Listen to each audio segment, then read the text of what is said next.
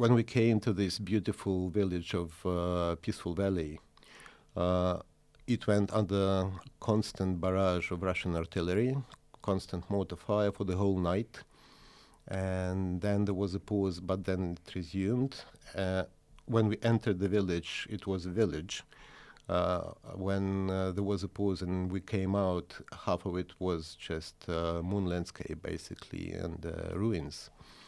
But we were ordered to move to the observation point a couple of kilometers outside of the village and observe possible enemy troops. Or Russians tried to cut the strategic highway at the time. Observe and report, not to be engaged into combat without specific order. And we had to move there from under heavy mortar fire, so we couldn't really collect much of our stuff. And we've run out of water very soon.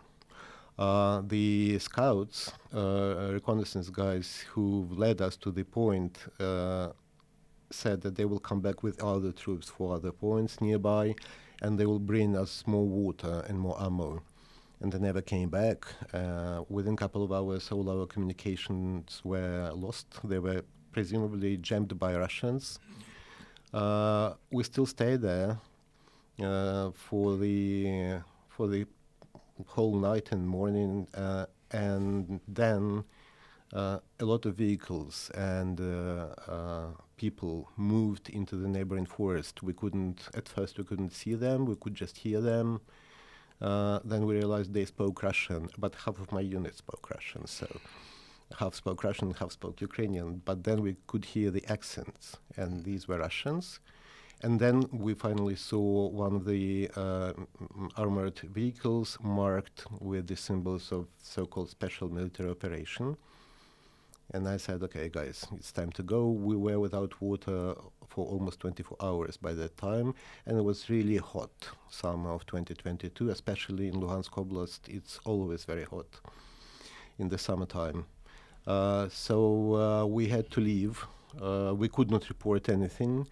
And suddenly one of the fighters of the neighboring Ukrainian battalion came on our waves on radio, the first person in almost 24 hours, and he said that the whole area is encircled by Russians, surrounded by them. The village is taken, which was true, but they didn't close the circle yet. So if we move fast enough by indicators he mentions to us, we'll be able to escape together with him.